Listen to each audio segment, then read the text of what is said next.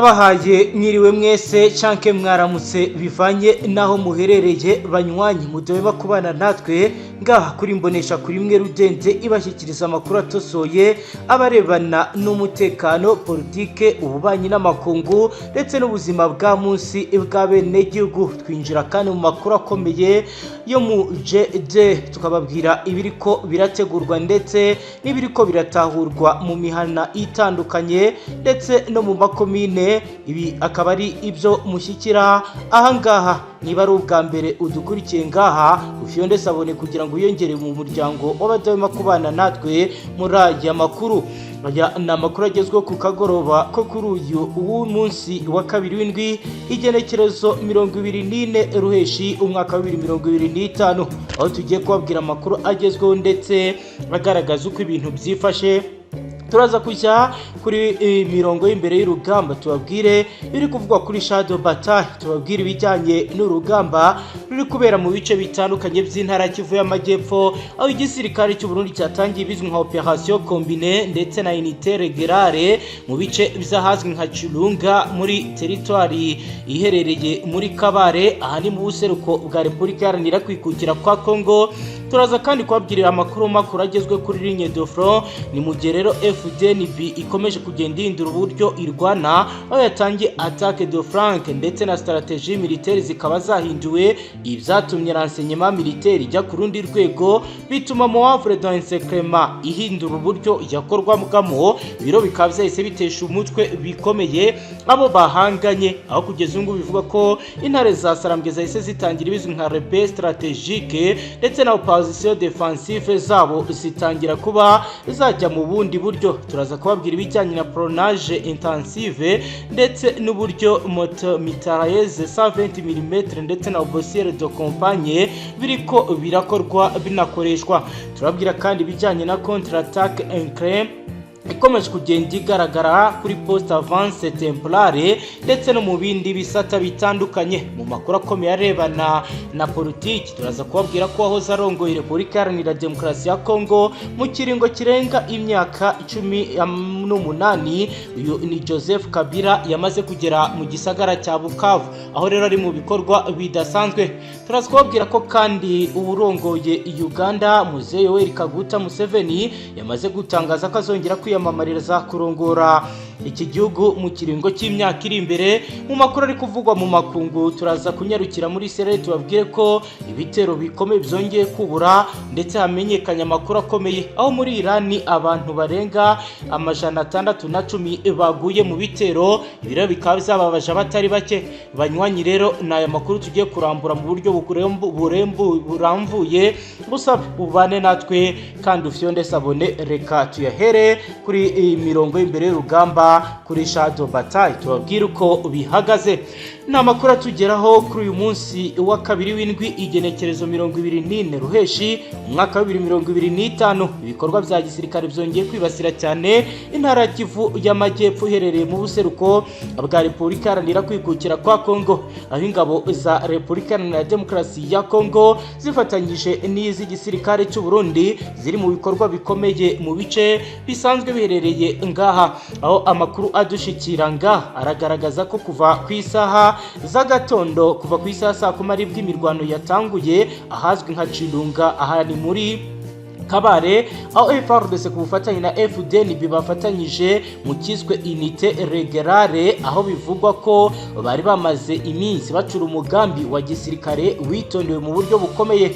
Amakuru aradushikira arasuma mwabiri ya bice aravuga ko ibi bitero byateguwe mu buryo bwa Operation Combinée, aho ingabo z'u Burundi ndetse na za FARDC zagabye igitero ku murongo w'imbere w'urugamba, mu gihe FDNB ndetse n'abo bafatanya bari gutera ibirindiro mu buryo butunguranye ku mpande z'inyuma, ibizwi nka attaque de flanc.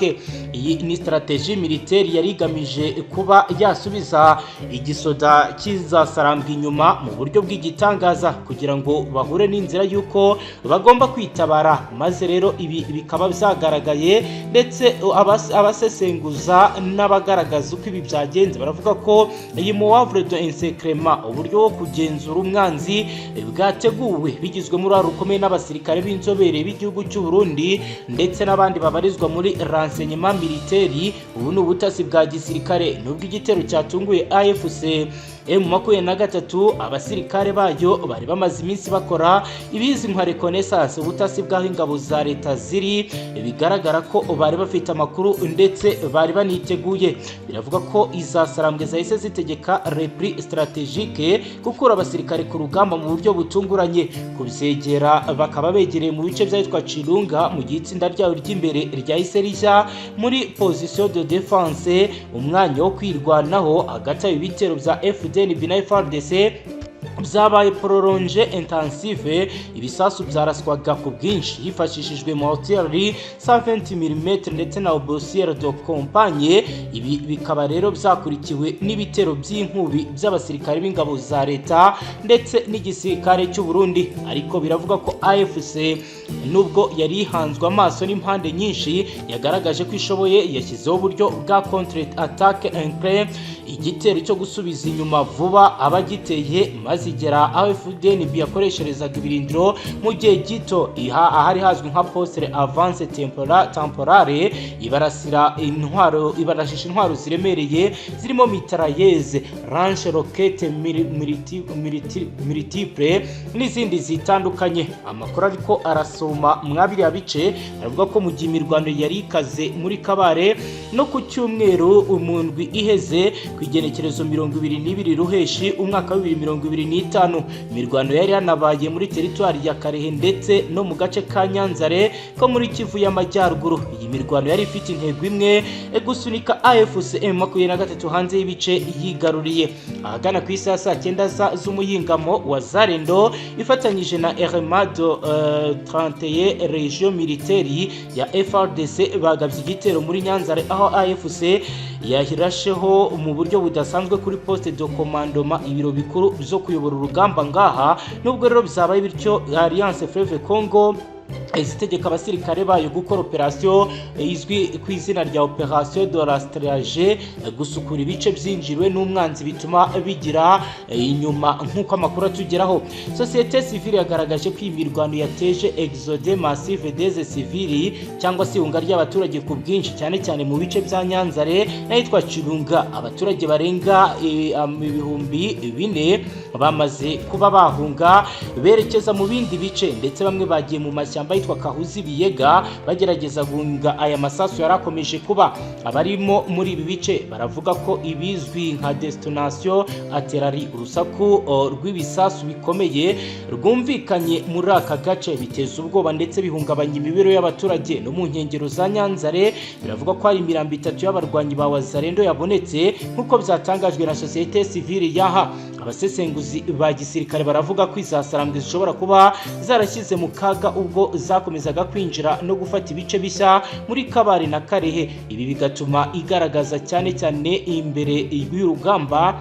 Ibi rero bikaba byatanze amahirwe kuri FDNB na FARDC yo guhuza imbaraga bagategura operation terrain, igitero cyo gufatanya n'impande zombi z'umwanzi zigahurira hagati. Amakuru adushikira ngaha aravuga ko FDNB na FARDC kandi barashinjwa kuba barakoresheje renseignement humain, ubutasi bushingiye ku makuru atangwa n'abantu ndetse bakaba bifashishije drone tactique, utudege duto tutagira abapilote twifashishije mu kuneka. Umwe mu basirikare b'igisirikare cya Congo mu butumwa yarungitse kuri mugenzi we yagize ati twashyizeho plan yitwa Operation Mamba igamije gutuma AFC itakaza ibice yigaruriye byose. Twizeye ko igisirikare cy'u Burundi kiri buze kudufasha kugera ku ntego. Abasasanguzi baravuga ko nubwo FARDC ndetse na FDNB bashobora kuba bafite umubare munini w'ingabo, AFC ikomeje kurangwa no kugira discipline de fort, ubushobozi bwo gukoresha intwaro ikarinda gukoresha ibisasu byinshi ahari abaturage. Biro bikaba birushaho gutuma imirwano irushaho kumara igihe kirekire kandi intwaro intsinzi yihuse ni nk'iyo leta yifuza. ibikorwa byose bibaye mu gihe ibiganiro biyobowe na Katari hagati ya leta ya Repubulika ya Demokarasi ya Kongo n'uruhande rwa AFC byari byahagaze. Iyi nkomoko yo guhagarara ngo nuko impande zombi zitari kumvikana ku ngingo zibizwi muri protocole d'accord de première, amasezerano y'ibanze. Katari yari yateguje ko izasubukura ibiganiro mu kwezi kwa Nyakanga 2025, ariko bizagaragaye ko impande zombi zishishikajwe kurusha n'ibikorwa bya gisirikare kuruta ibiganiro. Abasesengura ibijyanye n'ibi biri kuba baragaragaza ko mu makuru ishobora kuba iri mu nzira y'umutego ukomeye niba FDNB na FARDC bakomeje gukoresha strategie d'assurer uburyo bwo kunaniza no gutera igihombo gihoraho umwanzi. AFC ishobora kwisanga yarushije yijwe imbaraga mu buryo bugaragara, ariko kandi AFC iracyafite ubushobozi bwo gukora guerre mobile, intambara itarangira aho abasirikare bimuka cyane ikajyana n'ahantu. Benshi baravuga ko abasirikare bashobora kuzaba bake mu bice bitandukanye. Amagambo rakomeje kugenda agaruka ndetse akomeje kugenda avugwa. Biravugwa ko rero hari operation combine iri gutegurwa, igikorwa cyo kwifatanya kw'ingabo zose zisanzwe zirwanya M23 zigakorera hamwe. Hari kandi mu havre d'encerclement, uburyo bwo kuzenguruka umwanzi kugira ngo bahagarike umuvuduko agenderaho. Hari kandi repli strategique, aho bivuga ko bagomba gukura ingabo ku rugamba mu buryo bwateguwe kugira ngo babashe kuba bagenzura aho bagenzura, bitandukanye n'amakosa akomeye agiye agaragara ku mirongo y'imbere y'urugamba mu bitandukanye. Hari kandi pionnage intensive, ikurasa ibisasu ku bwinshi mu rwego rwo gutera umwanzi. Hari kandi ibijyanye na lance roquette multiple, aho bivugwa ko bagiye kongera intwaro zirasa byinshi cyarimwe. Hari kandi post avance temporaire, ibirindiro by'igihe gito. Hari kandi destination d'intérêt, urusaku rw'ibisasu biremereye. Ibi nabyo bizakoreshwa mu rwego rwo gutiza umurindi ndetse no gukanga bari muri ibi bice. Ibi byose rero ni biri gukorwa, bikomeje kugenda bigaragazwa nk'ikibazo gikomeye. Hagati aho FARDC, igisirikare cya Repubulika Iharanira Kwikukira kwa Kongo, kikaba cyasohoye itangazo rigaragaza ko ku wa mbere kw'igenekerezo 23 Ruheshi yongeye kuba benshi bo muri Alliance Fleuve Congo barongeye ko amazu menshi nayo yatwitswe kandi abaturage b'abasivili batewe ubwoba bahatiwe guhungira mu birindiro by'igisirikare bibegereye. Itangazo ryashyizweho umukono n'umuvugizi w'igisirikare cya Repubulika ya Demokarasi ya Kongo, General Sylvain Ekenge Bomisa, riragira riti ingabo z'igihugu cya Repubulika Iharanira Demokarasi ya Kongo ziramagana ubu bwicanyi kandi zirasaba abaturage kuba maso. Nk'uko bigaragara, nk'uko bitangazwa n'igisirikare cya FARDC, abaturage bashinjwa n'umwanzi AFC gukorana n'ingabo z'igihugu ndetse na Wazalendo. Kuva mu mpera z'icyumweru gishize, amakuru atangazwa n'uruhande rwegereye leta aravuga ko imirwano ikazi yabereye Bukavu na aho FARDC ishinja M23 gutera ibirindiro byayo mu buryo butunguranye.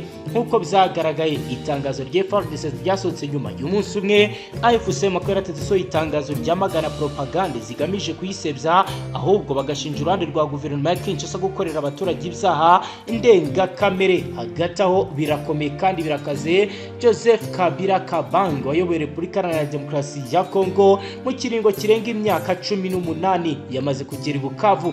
Amakuru atugeraho ni uko yakomereje gahunda y'ibiganiro mu mujyi wa Bukavu mu ntara ya Kivu y'Amajyepfo. Kabila wabaga mu buhungiro kuva mu mpera z'umwaka wa 2023 yasuye mu Repubulika ya Demokarasi ya Kongo mu kwezi gushize kwa gatanu. Yakirwa n'abayobozi b'ihuriro Alliance Fleuve Congo, aho yahereye urugendo rwe mu gisagara cya Goma. Akihagera yatangiye aganira n'abanyekongo mu byiciro bitandukanye, barimo abanyamadini, abanyapolitike ndetse na za societe civile, yumva ibitekerezo byabo ku buryo amahoro yaboneka muri Repubulika ya Demokarasi ya Kongo, by'umwihariko mu buseruko bw'iki gihugu. Nyuma y'igihe kikabaka ukwezi, Kabila ari Goma kuri igenekerezo 24 z'ukwezi kwa Ruheshi 2025 yagiye Bukavu, aho ateganya kugirana ibiganiro n'abanyekongo mu bijyanye n'amahoro uburyo yagaruka. Nk'uko Kabila bisobanuye mu ijambo yagejeje ku banyekongo mbere yo gusubira muri Repubulika ya Demokarasi ya Kongo, ibiganiro bye bishingiye ku nkingi 12 ahamya ko zafasha iki gihugu kubona amahoro mu buryo burambye. Izi nkingi zirimo ubwiyunge hagati y'abanyekongo Kongo, guhagarika intambara, umubano mwiza hagati ya Repubulika ya Demokarasi ya Kongo n'ibihugu by'ibituranyi, gusenya imitwe yitwaje ibirwanisho ndetse no guhagarika ubutegetsi bw'igitugu. Leta ya Repubulika ya Demokarasi ya Kongo iragaragaza ko ibikorwa bya Kabila mu burasirazuba bw'iki gihugu bigamije kwenyegeza intambara ndetse no bikaba bishingiye hanini ku kuba bikomeje kugenda bikumira ibyaha by'ubugambanyi, ndetse bikaba bigaragara ko kuri ubu ngubu uyu arashinjwa ubugambanyi, kuba mu mutwe w'ingabo utemewe, ibyaha by'intambara n'ibyibasiye inyoko muntu nk'uko bigaragara muri dosiye ikomeye yatunganyijwe ndetse ishyirwaho umukono na Mutamba, uvuga ko agiye kumugeza imbere y'ubutungane kugira ngo akurikiranweho ibyaha bikomeye akurikiranweho.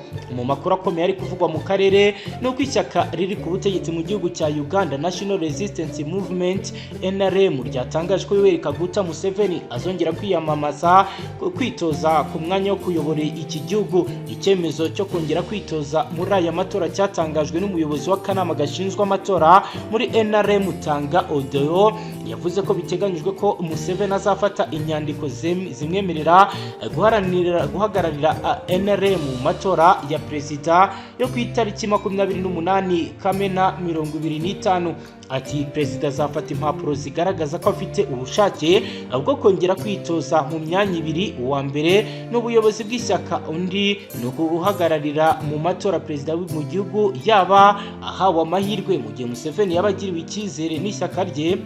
Byitezwe ko mu bo bashobora guhangana mu matora harimo Robert Chagulanyi wamenyekanye mu muziki nka Bobi Wine. Uyu mugabo n'ubundi hari abahatanye mu matora yo muri 2021 ariko birangira Museveni amuhigitse. Amatora y'umukuru w'igihugu muri Uganda y'abagize inteko nshingamategeko ateganyijwe mu kwezi kwa mbere muri mwaka wa 2026. Museveni ni umusaza w'imyaka 80 yayoboye Uganda kuva mu 1986 bimushyira ku mwanya wa kane ku rutonde rw'abayobozi muri iki gihugu b'Afurika batinze ku butegetsi. Akaba ari amakuru akomeye akomeje kugenda agarukaho mu karere agaragaza uko ibintu biriko biragenda ngaha, aho rero benshi bakomeje kugenda bavuga ko arambye ku butegetsi ndetse ari n'ibintu batazigera bishimira, nk'uko benshi bagiye babigarukaho ndetse bakabivuga mu bihe bitandukanye.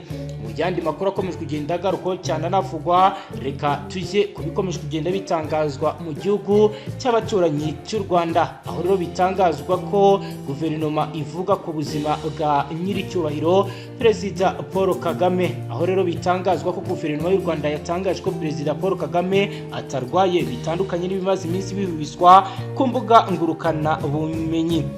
Kuva mu byumweru bishize abiganjemo abatavuga rumwe n'ubutegetsi bw'u Rwanda ndetse na bamwe mu banyekongo bari gukwirakwiza ku mbuga nkoranyambaga inkuru z'uko umukuru w'igihugu yaba arwaye, ndetse hari n'abageze naho bamubika. Abakwirakwiza izo nkuru bishingiye ku kuba Perezida Paul Kagame amaze ibyumweru hafi 3 atagaragara mu ruhame, dore ko aheruka kugaragara ku igenekerezo ya 6 Ruheshi ubwo yakiraga mu biro bye itsinda ryari ryaturutse mu ishuri rya Hope Haven Christian School ryari rirangajwe imbere na Harnan Susan uriyobora.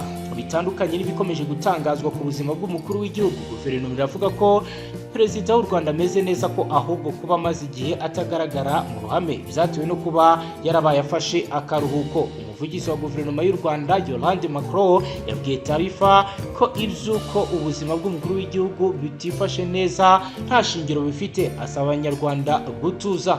Ati nyamuneka ntimutwarwe n'aya makuru atariyo yuje urwango ari gukwirakwizwa, nta kintu cyo gutinya cyangwa cyo kugirira impungenge gihari. Macron yunzemo ko ari ibisanzwe kuba perezida atagaragara mu ruhame, by'umwihariko nyuma yo kugira akazi kenshi, akaba ku rwego rw'igihugu no ku rwego mpuzamahanga. Yagize ati nawe ni umuntu ikintu nk'undi wese afata igihe akaruhuka, nta kidasanzwe cyangwa cyo gutinya gihari. Perezida ameze neza, ari kuruhuka bisanzwe, aracyari mu nshingano ze uko bikwiye. Si ubwa mbere hakwirakwizwa ibihuha ku buzima bw'umukuru w'igihugu cy'u Rwanda, ndetse ubwo biheruka gukorwa n'umwe bikaba rero nabwo bizarateshejwe agaciro. dukomeje amakuru yacu by'umwihariko turebagezweho mu makungu turababwira ko kugeza ubu ngubu rero leta ya Iran yatangaje ko abantu 610 aribo bamaze kugwa mu bitero bya Israeli mu ntambara imaze iminsi 12 cyamiranyije impande zombi. Umuvugizi wa Minisiteri y'Ubuzima ya Iran Hossein Kampal yatangaje ko abantu 4746 bakomeretse muri bo 971 bakiri mu bitaro naho 687 babazwe. Mu bapfuye harimo abana 13 barimo uw'amezi 2 ndetse n'abagore 49 barimo 2 batwite. Yaguyemo abakozi 5 b'inzego z'ubuzima bapfuye, abandi 20 barakomereka. Ibitaro 7 byarasenywe hamwe n'ibigo bitanga ubutabazi bwihuse, amavuriro 4 arangirika. Ibiro nibikuwe muri raporo ikomeye yatanzwe. Ina rero dusoreje Fyonda Sabone, dukomeze kubana twibanda cyane ku nkuru zikomakomeye muri politiki, umutekano, ububanyi n'amakungu, ubuzima bwa munsi bwa bene gihugu ndetse n'amakuru abagezweho mu makungu. Twibanda cyane kandi mu makuru akomeye yandi y'imbere muri jede benshi badakunda kumenya. Fyonda kora subscribe.